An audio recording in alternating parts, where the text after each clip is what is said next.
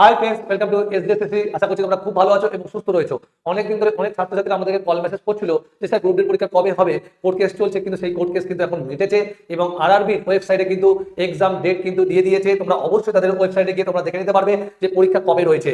এবং তোমরা এখানে দেখতেই পাচ্ছ পরীক্ষা কিন্তু শুরু হচ্ছে 27 নভেম্বর থেকে কিন্তু পরীক্ষা হবে।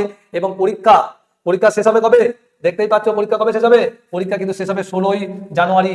তাহলে কোনোভাবেই পরীক্ষা কিন্তু ভালো করে দিতে হবে এবং তোমরা অবশ্যই সেটাকে চেক করে দেখতে পাবে যে কবে তোমাদের এক্সাম রয়েছে, কোন শহরে পড়েছে।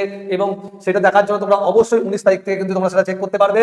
এবং তোমার অ্যাডমিট কার্ড কিন্তু পরীক্ষার 4 দিন আগে, এই দেখো লেখা আছে পরীক্ষার 4 দিন আগে কিন্তু তুমি সেটা কিন্তু ডাউনলোড করতে পারবে।